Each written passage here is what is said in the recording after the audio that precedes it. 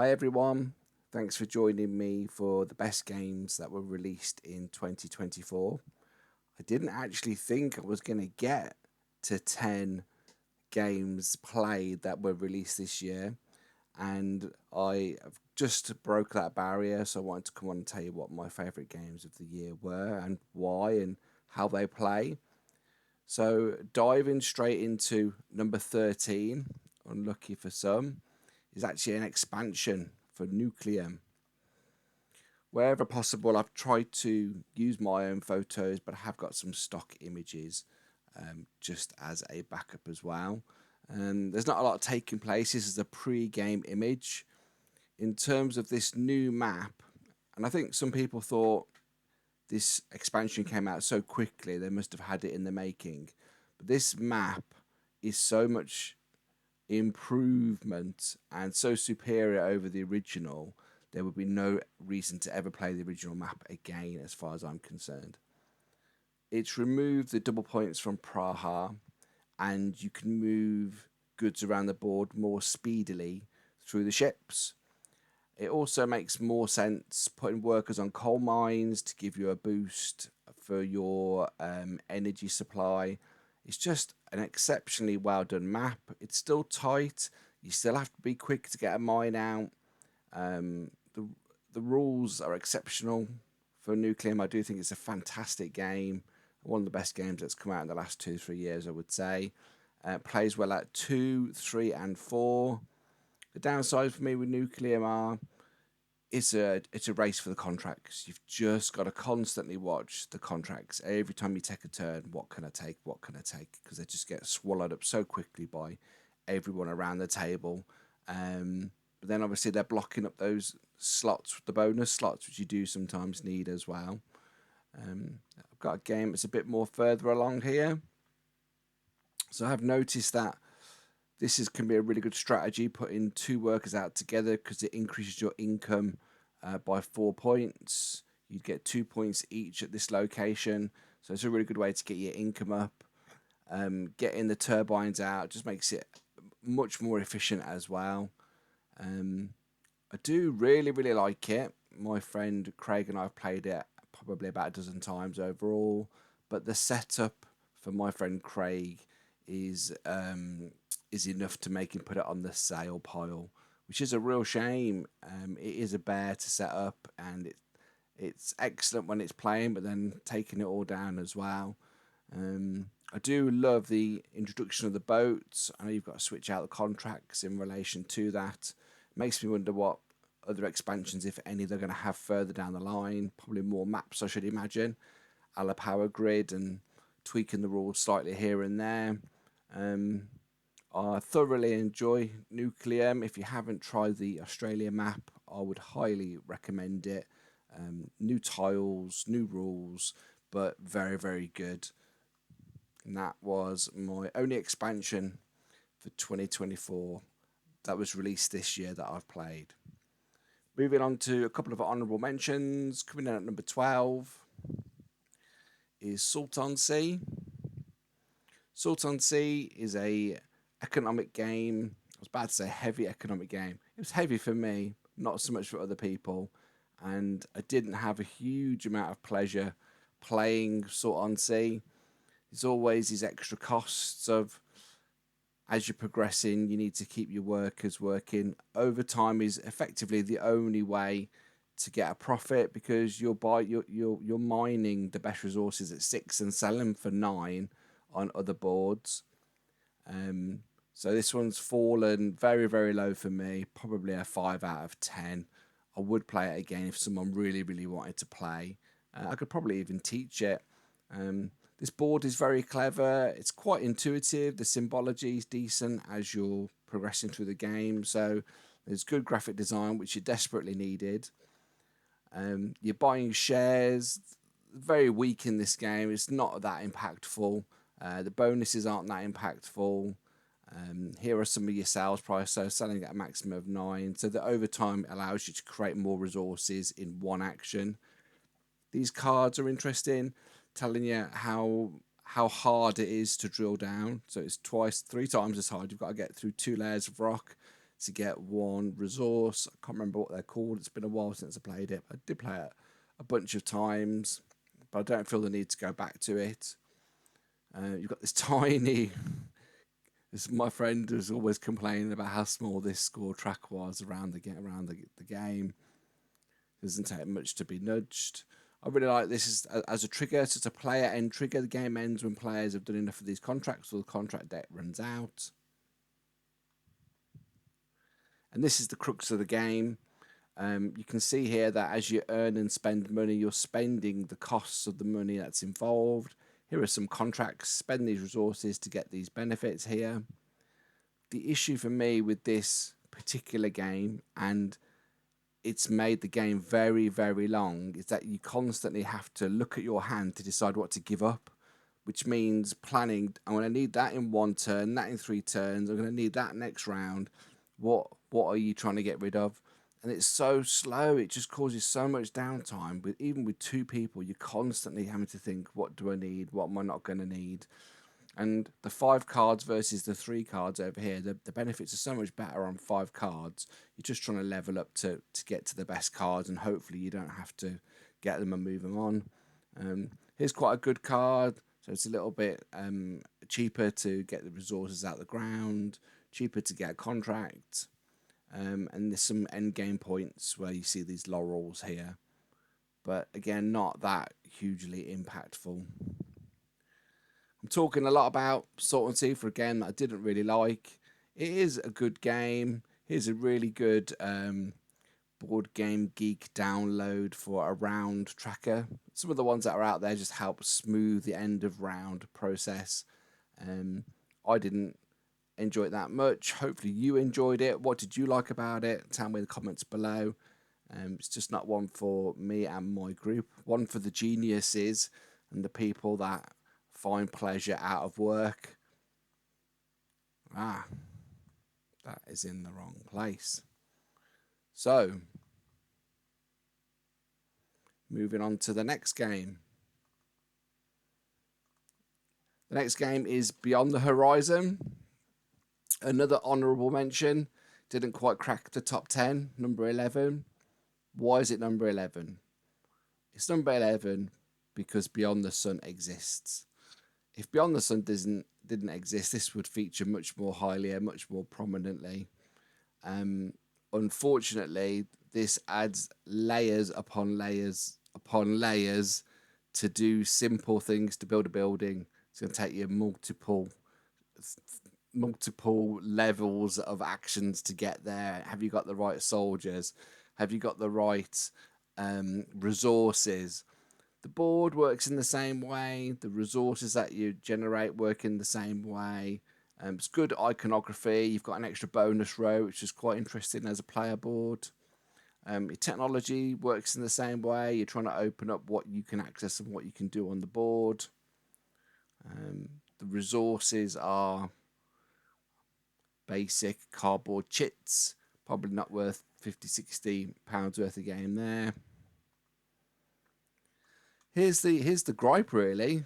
You're trying to get these cubes onto the board by paying whatever the cost is under them, and then move your people over. See, this is a 2 citizen. This is a 1 soldier.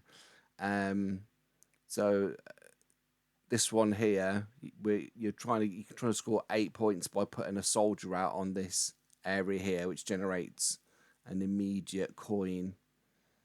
And then you're taking these workers, you're moving them off the board to move into a new area. You then take a tile that's relative to that area. There's loads of fiddly rules. It just did not need to be so fiddly, which is a shame because Dennis K. Chan, who designed this and Beyond the Sun, has worked with a whole host of fantastic, stellar designers on this game, and it's worse. There's no doubt it's worse. I'm glad I tried it before I bought it because this was my number 1 most anticipated game from Essen 2024, just because of how good Beyond the Sun was.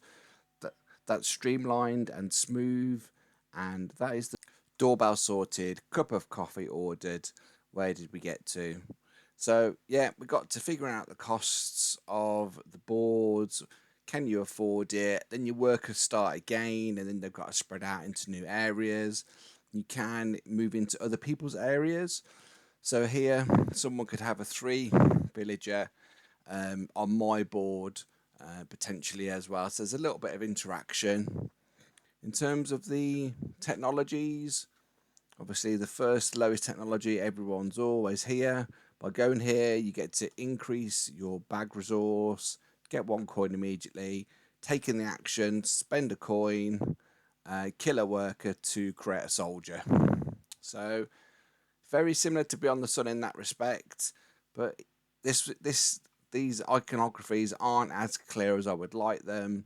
I do find that the technology is a good way to win the game as well, which is fine if that's how it plays. Some immediate benefits as the board as it's grown. So putting these things out, you do get a benefit. I think you get this immediately when you put it out, and then you're trying to grow. Put a soldier out here to get 8 points, for example. Anyway, Beyond the Sun's the way to go. If you get a chance to play Beyond the Sun, I would play it that over this, which is Beyond the Horizon. Time to try a new design, Mr. Dennis K. Chan. Okay, moving into our top 10 games of 2024. As I say, I wasn't until I checked my stats, I wasn't sure I'd even get to a top 10 for 2024, but all these are 2024 as per the Board Game Geek. Looking at number 10, we have got Terminus. Have you heard of this one? It's by a publisher with a good reputation. I think it's the same publisher that made Earth. And I can see why on paper it appeared to be a great design, like a city building game. It's got a really great rondel action selection mechanism. So you come in here, you take all of one column or all of, wherever you are. You get the chance to get your blueprints, you get your design, you get your tokens here, which you're spending to build these tiles here.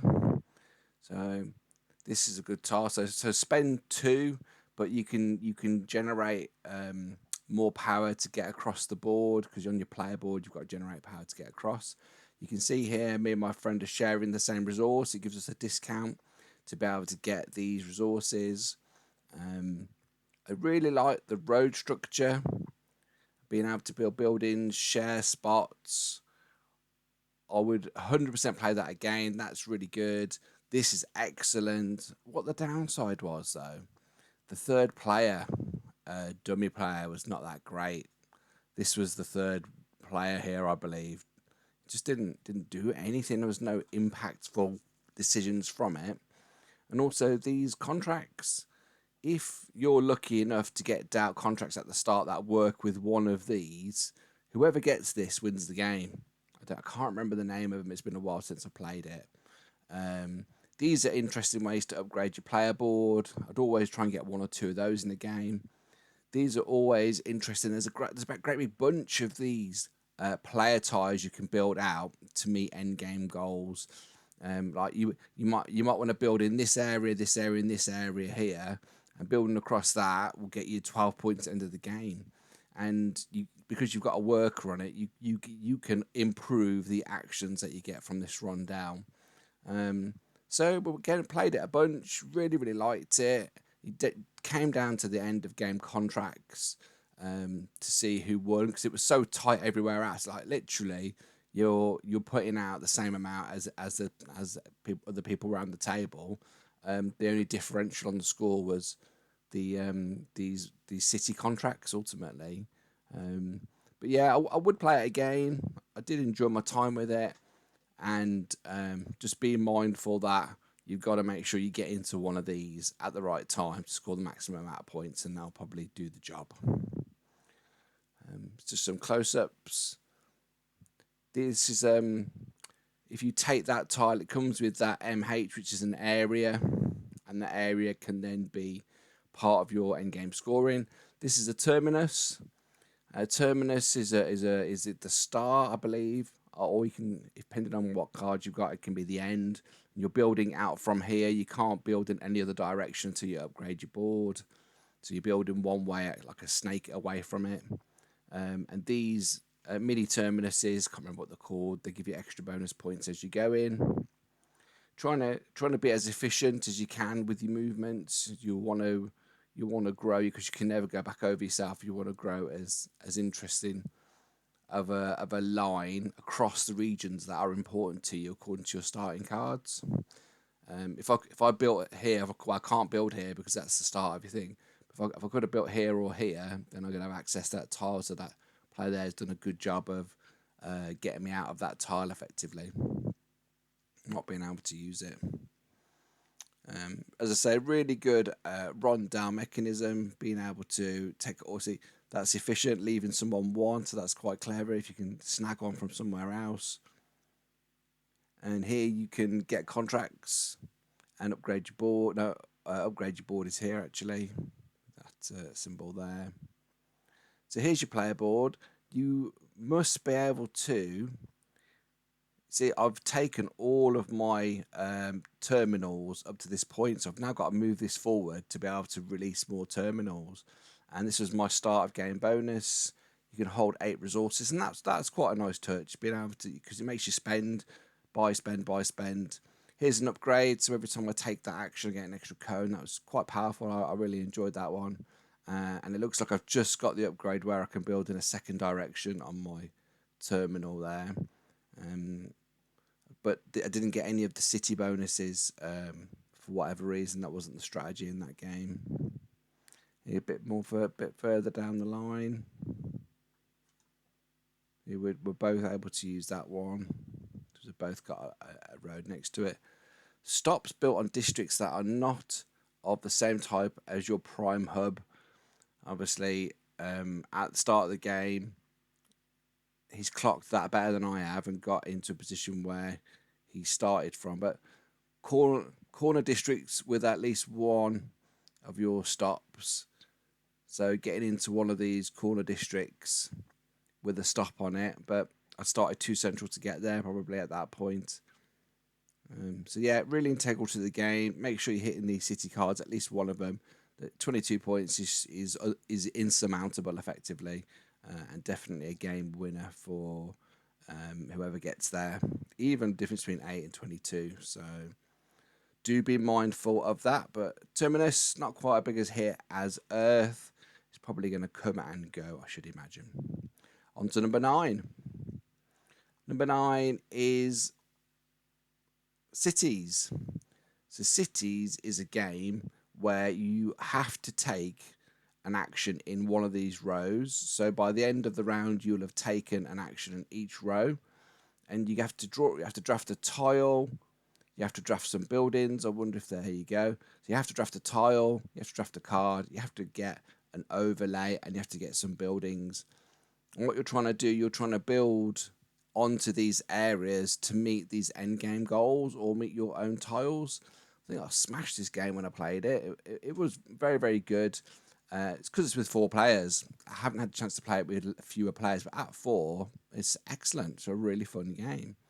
So you're trying to get all of these unique, I think there's 8 unique tokens and 5 unique buildings. You're putting them either into water and the buildings go on the land. Here, I think you have something like 8 cards at the end of the game. 2 VP per set of 1 red, yellow, green of any size. So you want to get full set, full set, full set, full set. Here you go, 6 VP per yellow building, exactly 4 pieces high. So is that leaning into a strategy that you're after? There's no yellow buildings out. So it's just about balancing what your goals are here versus what your buildings are, because you're going to stack these buildings up as you get along.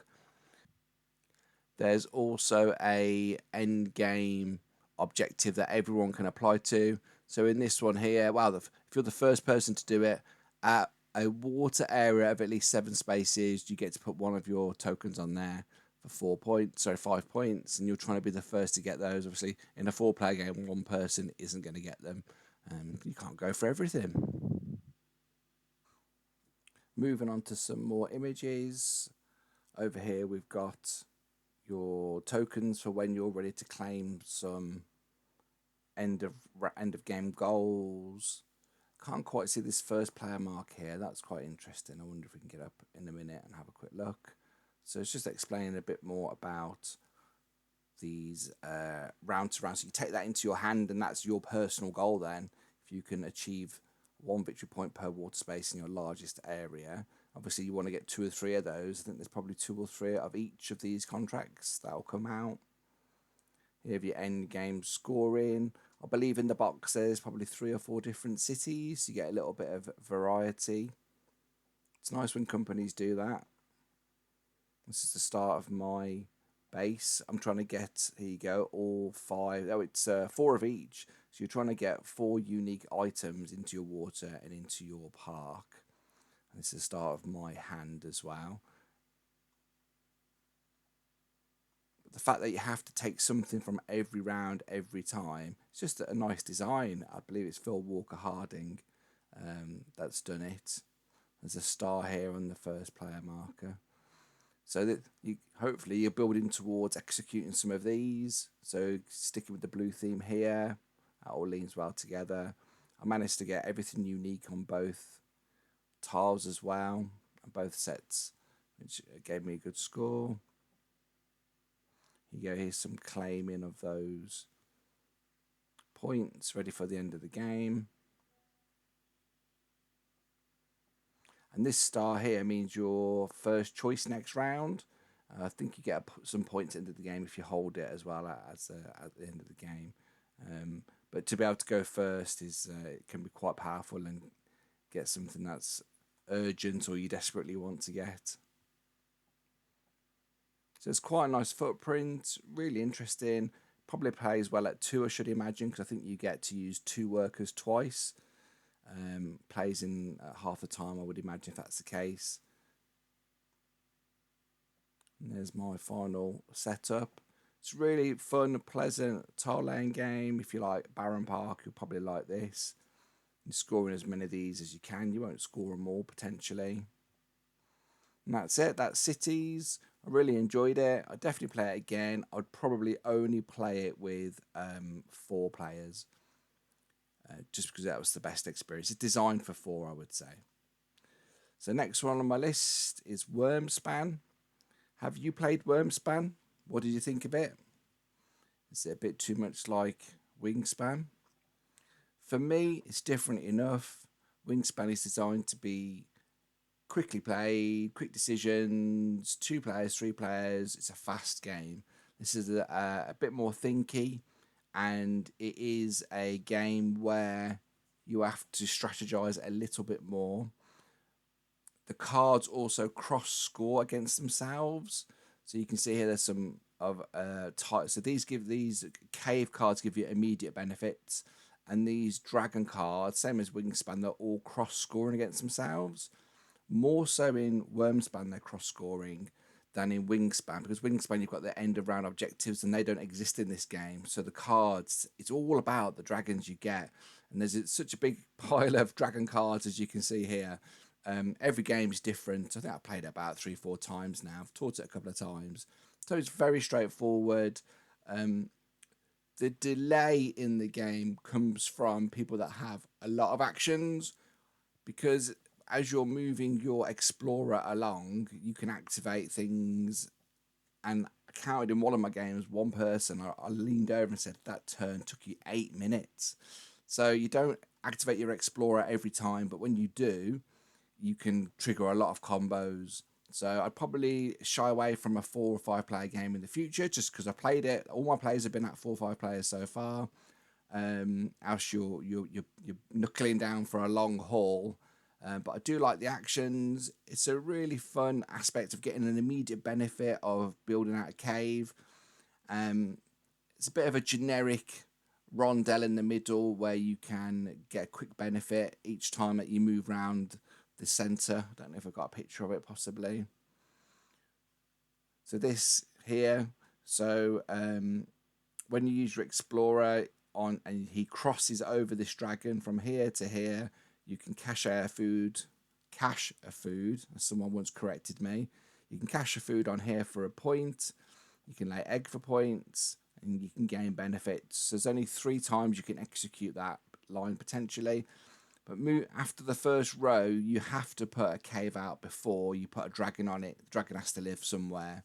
But immediately you get to play a dragon card with a discount of 1 egg or 1 resource. So there's all sorts of cool benefits on these cards.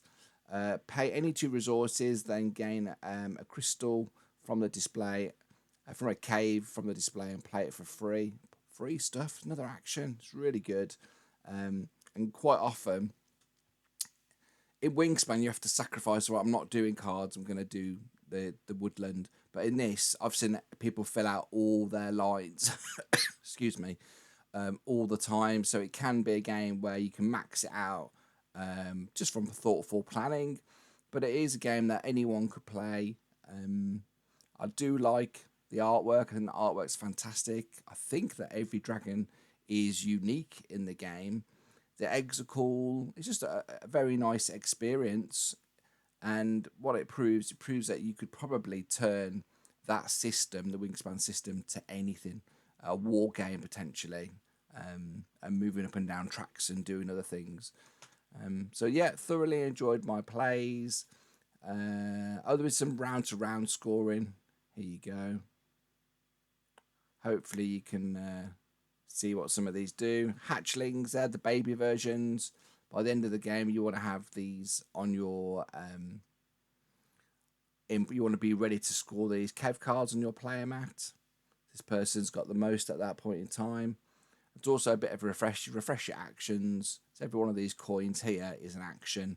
And you can generate more of them and take a long time on your turn. Here's that Rondell board that's generating benefits. How cool is that artwork? It's really, really good. But it is light. It's the same sort of weight as Wingspan, I should imagine. Gain a dragon card when you move across it. Resources are just your standard tokens. I like that in the game because it keeps the cost down, which gives more access to more people. And I believe that they sell an upgraded kit from Stonemaier where you can get better tokens if that's what you're into. That's a different game. That was number 8. Moving on to number 7. 7th best game released in 2022.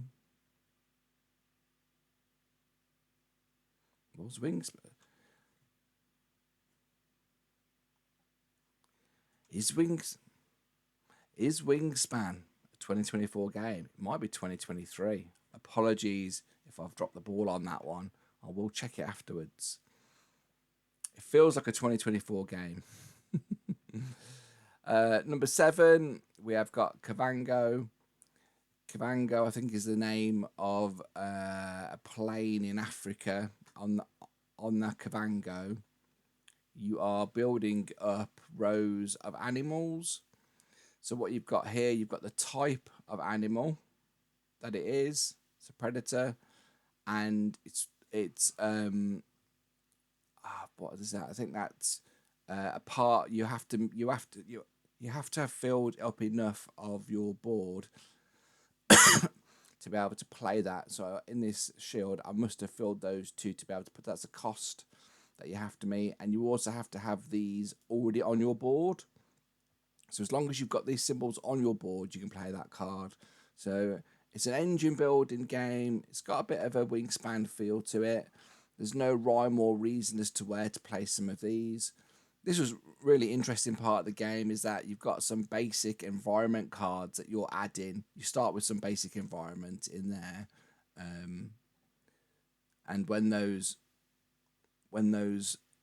are visible, I think that's got a white line around it. So that means I've got 2 fish there. I've got 1 from a card, 1 from my starting board.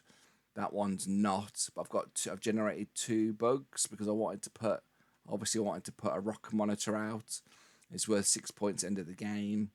It might have been an end game goal as well, that kind of thing. So you're working on the protection aspects, you're working on the environment of that particular board to be able to put out certain animals. You also get some cards in game, event cards. So the investor, I think, doubled my income for a round, if that's part of my strategy to play that kind of card. So that was good. I was happy to get that all the way to the end. I can't remember. I think I came second. I think Karen just about picked me to the post in this game. Here are some end game ones, end game goals. Or think you do you claim them as you go from memory? So at the point at which you have 4, you can claim 3 points to the board. I think you put a little token on it as well. This dice is from the solo variant, I believe. But every game's different, and it's a massive deck of cards. It was such a pleasure to play. To be able to put certain animals out, you have to have filled up that amount of conservation in a 3-player game, which we were doing. Some little cool markers. There's a purple board there in the background. So great artwork. Really fun to play game. One of the things I probably should have said at the start is that the way I've laid out my 10 to 1 is that which game, 2 games were in front of me, which one would I want to play next? And this one was ahead of the ones that we've already talked about. So it's all about, if I'm going to pick a game to play, what would I want to be playing? So I needed to have 2 trees to be able to place this lovebird. There's one there underneath, and there's probably an active one under there as well. That was a hard one to get out with 4 grass. Good old hippo. But yeah, really enjoyed it. If you like Wingspan and animals and nature themed games, it's definitely one to consider. Kavango. What's next? Moving on to number 6. Number 6 was Castle Combo. And I've got a couple of images. There's some scores. I did not score very well in this game at all, but I thoroughly enjoyed it, and I can't wait to play it again. Basically, what happens is you're doing the same Wingspan Earth cross scoring on your tableau, but it's only a 9x9 grid. Obviously, Earth is 16 cards, 4x4. So in this particular game, every key got me some points for this banner here. 2 points, or no, generate 2 coins for every orange shield available. To buy grey flags cost 1 less, and that brings me over to the market. So you get to spend keys that gets to move. So this moves when you see one of these. That's pushing the thing up, or there is one that pushes it down. I can't quite see one. So this tells you which market you can buy from. So at the minute, I can only buy from the top row. If I pay a key, I can move that down here and then buy from this row. You can spend a key to wash a row as well and generate a bunch of new cards. So that's interesting. Generate 4 keys. Keys are also worth victory points at the end of the game. Just really love the way it was cross-scoring. It also looks at shields. So at the end of the game, so if at the end of the game I don't have any blue shields, I get 9 points. 2 points per black shield next to me. You can see it's got left and right. So this one here is 3 points per pink shield in any direction. So everything is always scoring off the thing next to it. So you get an immediate benefit, you got a cost, immediate benefit, the type of card it is, and your end game points. It's just fantastic. Such a little crunchy game. I thoroughly enjoyed it. Some interesting decisions. Definitely try it. I think it's like 20 quid for the box, but I really enjoyed it. Hopefully we can get that played more over Christmas, but I think it's a little bit hard to find at the moment. Even some of these, look, they've got 2 shields out on them. So that can really impact, like those 2 shields above here, that would be 6 points. It's just great. If you get a chance to play Castle Combo, I just watched a video where Z Garcia had it as his second favourite game out of all the games he's played in 2024. So it's definitely highly rated and one to play. I think they've got a stock image here as well. So this is an interesting card. Get 2 points for every coin that you leave on here. I believe you can do it at the end of each round. You can add a coin if you want one from memory. And if your tableau, if your lines are full, get a coin. Yeah, really fun game. Castle Combo. Right, moving on to number 5. 5th best game of 2024 is Star Wars, the deck building game, which is the 2023 game, but they've just released the Clone Wars version, and it's such a clever game. This is a really fun game, especially for Star Wars fans. I've played it so many times, the original. This one, not so much, maybe like 3-4 times, the Clone Wars one. But you're getting a story. Darth Vader's in it. Then Jyn Erso comes in, and she's a pain in the backside. So she's always taking cards away. And if Luke doesn't turn up, or if Han Solo, so all these elements factor in when you're playing a game. You start off here with a basic hand. Everyone's got this basic hand, and then you can either buy stuff depending on what's on the card, or you can shoot stuff out of the row. If you were to shoot this out here, very cleverly, if you were to take this out of the game, it tells you what benefit you would receive, but it's pointing towards you on the card, so you don't have to crane your neck. It's got really simple design. There's only 3 resources in the game. You've got some neutral characters as well, so you're able to deal with Jabba the Hutt and other people. They're not just all one side, Empire or Rebels. Here's the other side. It's just absolutely fantastic. The Force is in it, so some cards, depending on where the Force is, will give you some better abilities. The Force starts with the Rebels, and you've got to get it over to your side so that the Rebels aren't getting better advantages from their cards. Your end the idea of the game is to knock out, I think, 3 bases. You start with a basic base, and then I think 3 more bases, and they've all got some cool abilities as well. So they can be really strong, depending on what the situation is as well. Here's an idea of some of the cards. Jar Jar Binks. When you purchase or play Jar Jar Binks, you may spend 2 credits to get 1 Force and place him in your opponent's discard pile. I don't know why he's in your opponent's discard.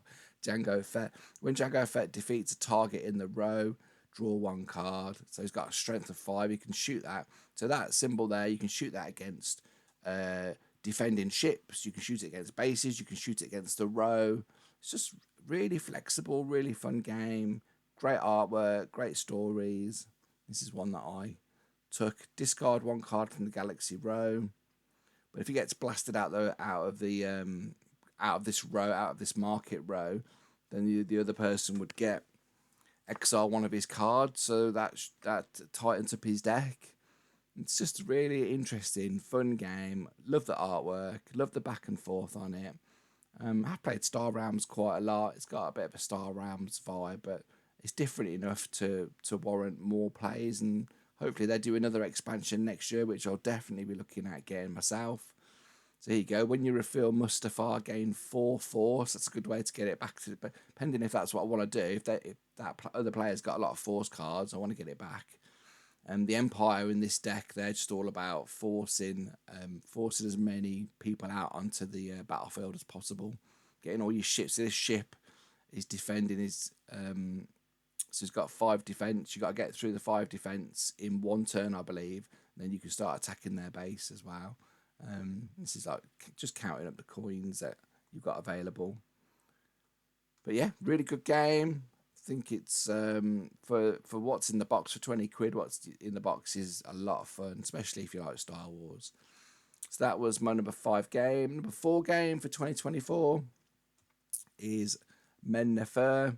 It's not been played as much as other games. It doesn't seem to be getting as much buzz. I think you'd probably have to queue up at Essen to have got this one. German P. Milan has done some good games. He's done Sabika and Bitoku. I thought they're both good games. Bitoku particularly good. But this Men Nefer, one of the reasons I liked it is that it's got genuine multiple paths to victory. Sometimes you have to lean into one thing or another or it doesn't happen, but they all seem equally valid. So putting out these Sphinxes, that's a good strategy to generate stuff round to round. Mummies gets you ongoing benefits. Building up your tiles here gets you more of these pots, so you can't put a pot out until you've built underneath it. As you're collecting tiles as well. So this tile here on the back of it, or I know one of these. So if you match what's on the back of this to this, you get more points and benefits as you go along. These are your contracts as you're progressing as well. Or these are your contracts. Your action selection is very unique in this game. You're putting out these workers from here to activate actions on a main board. Obviously, being based around Egypt, you can build pyramids. As pyramids are being built, you take the benefits. So the benefits available here is one feather or one heart. Heart gives you more scoring as you're going along, round to round. You're trying to get around this board here to give more benefits as you're progressing around here. This is a good way to score points. I think I might have been pink in this game. So I'm trying to fill this up to maximize my pots. So I was getting into the pot business, and the pots go out onto a different track I'll come to in a moment.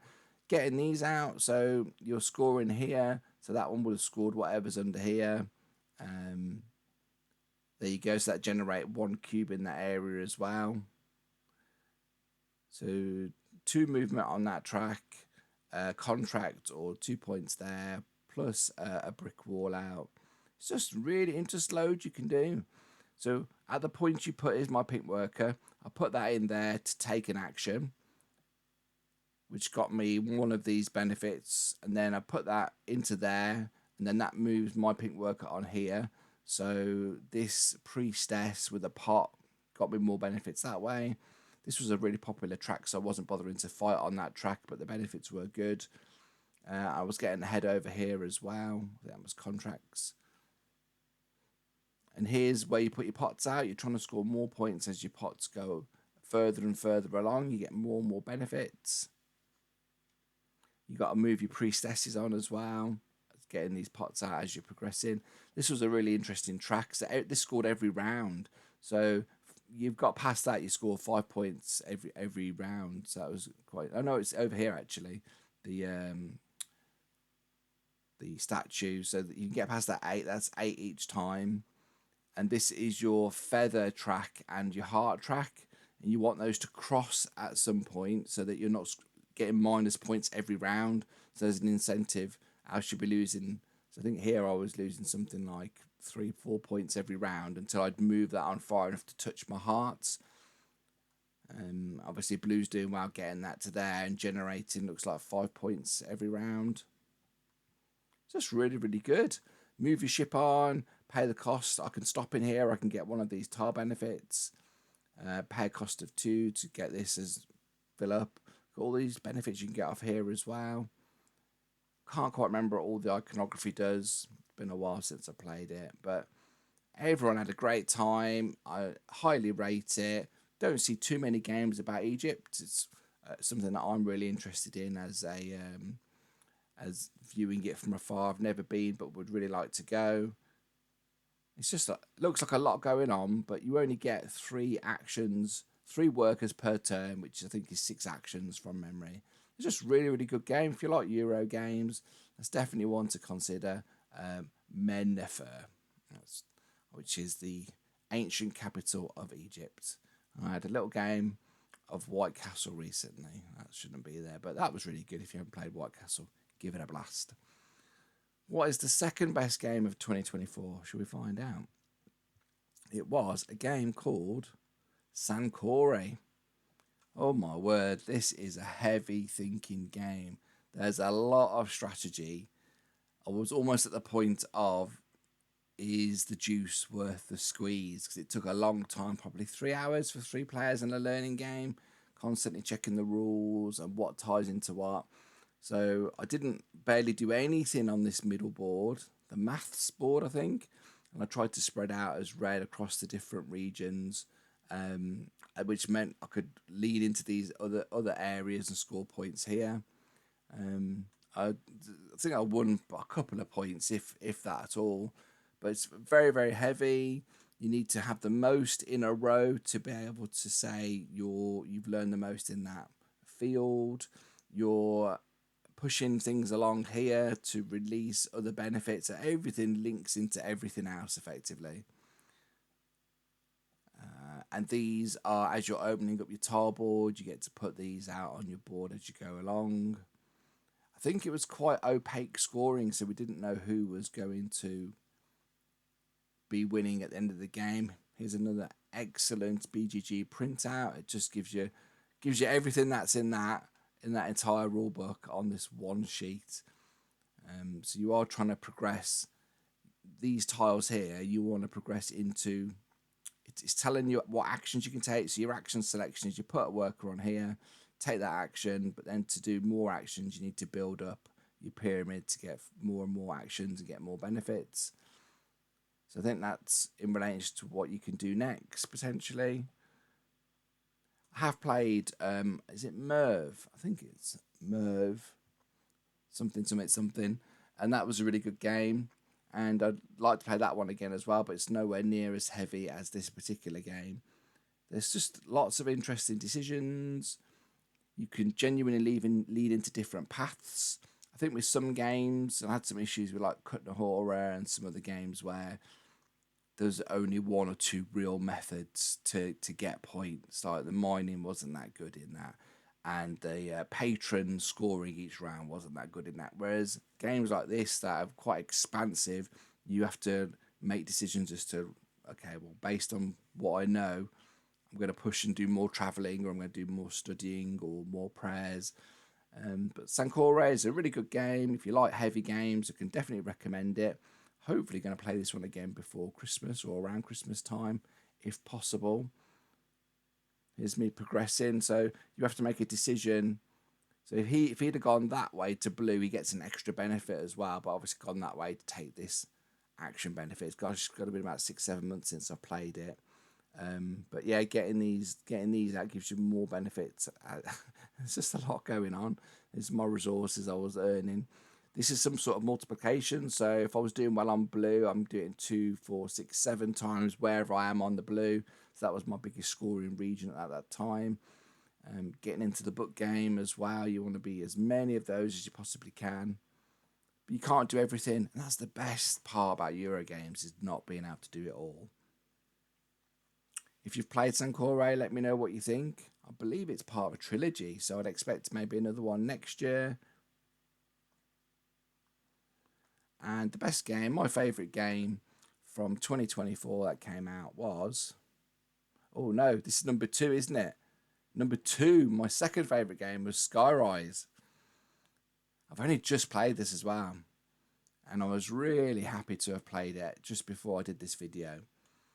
This is the setup of the game. So in every region, you've got some sort of tile bonus that you can put on a board. I was hoping to have the board. There you go. So you put in whites in here.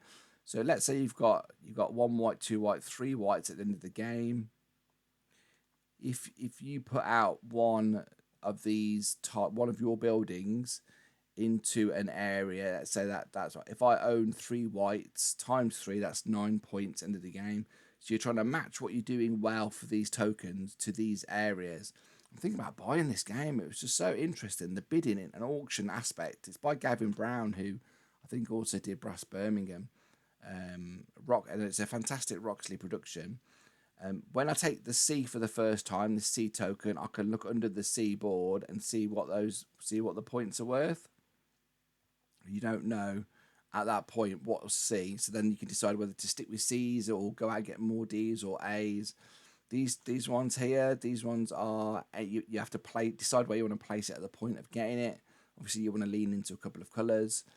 And the way the game works, like this one's cut off here. If I put out a token that's got 31, there will be a 32, 33, 34 all around the table. So if someone bids higher than me, they have to go in the area next to me. So maybe I've got an example here.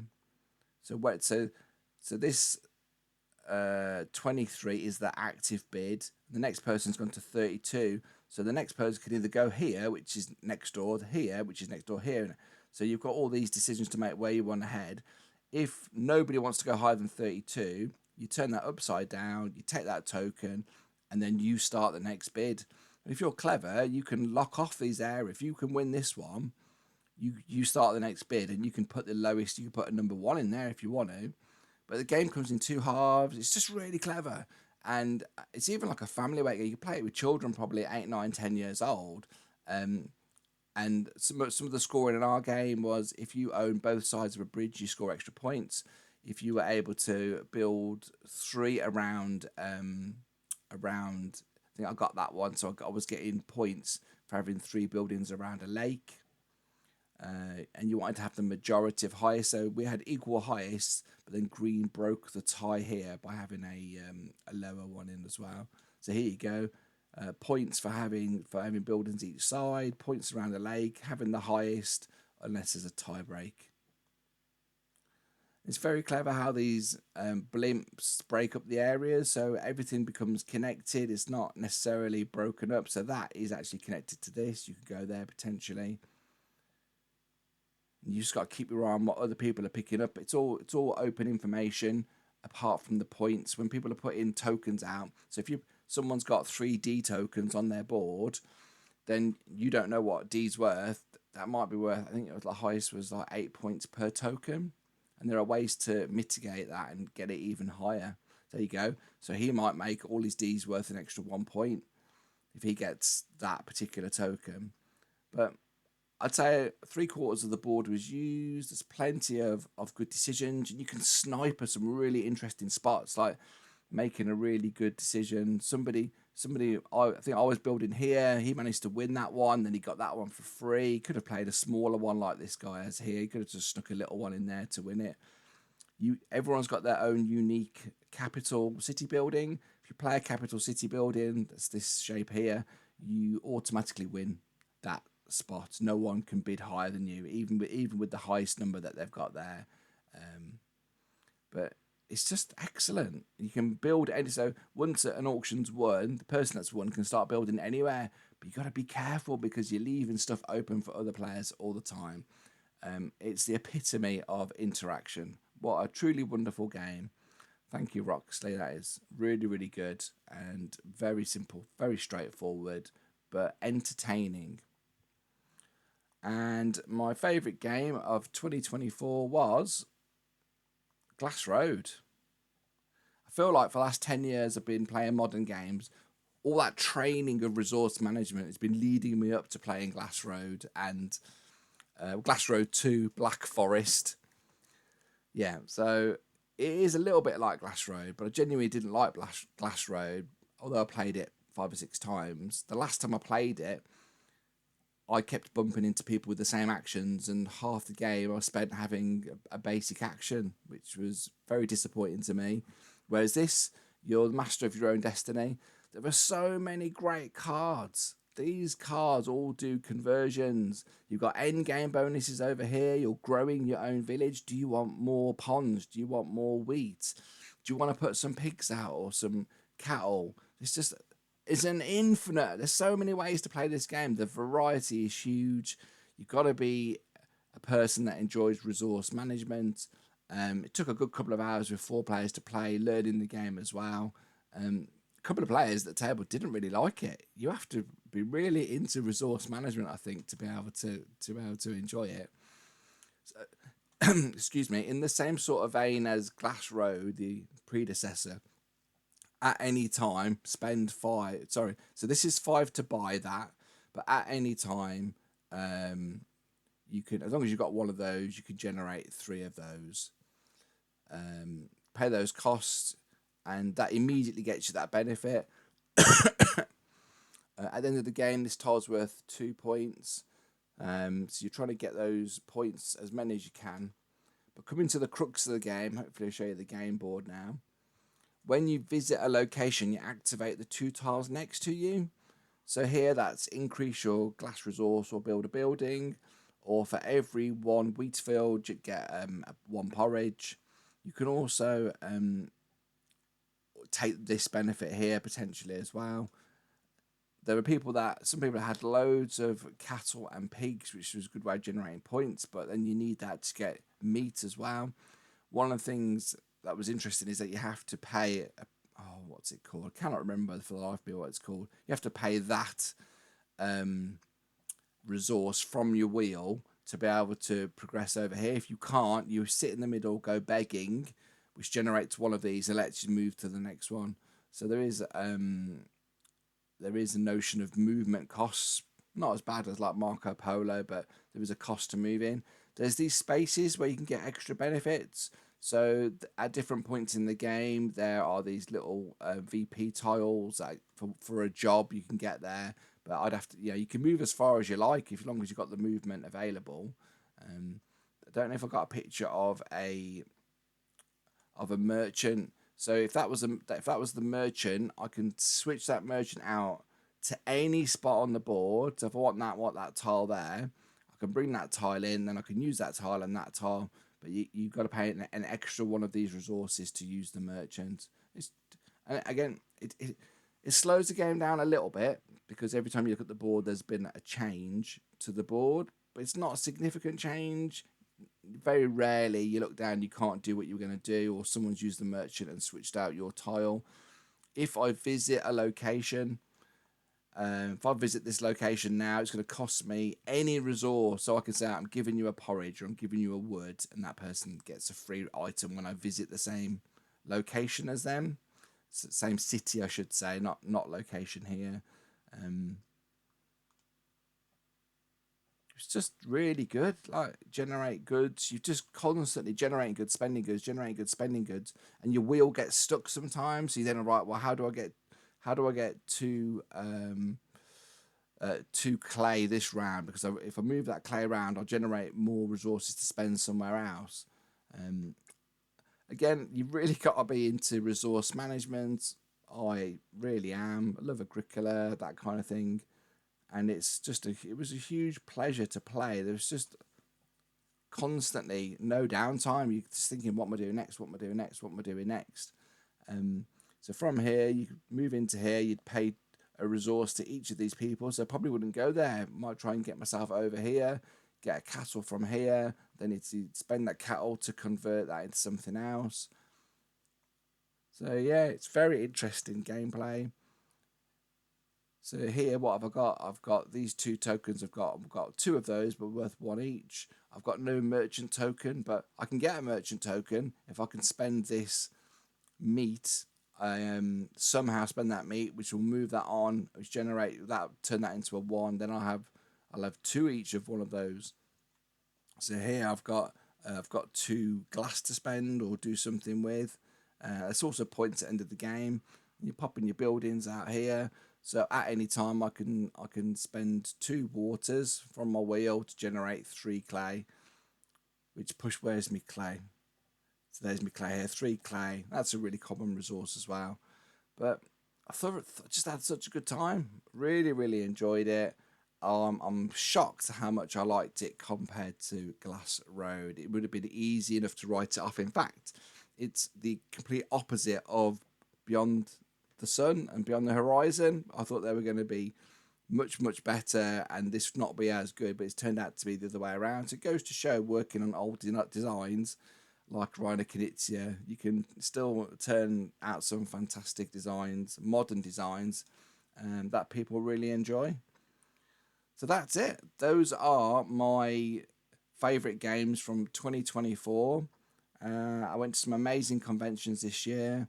I did a HandyCon, I did a MidCon. It's just a really good year. I did UK Games Expo and selling some amazing t-shirts.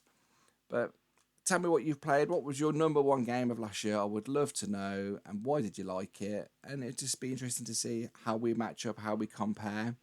And thanks ever so much for watching this video. I may have enough new to me games. There's a few games I played this year that I'd never played. I may do a cheeky little video on those, just to say what my favourite games were that I'd never played before until this year. But no, if you get a chance to play Black Forest, I would definitely give it a whirl. And I look forward to seeing what 2025 brings us. Hopefully some more games. There's a lot of games I didn't even get to this year that would be interesting, like Stevens. That was one that I was interested in playing, but we'll get there. There's lots of games out there in the world. Well, have a good Christmas, and I look forward to seeing you again. Thanks for stopping by.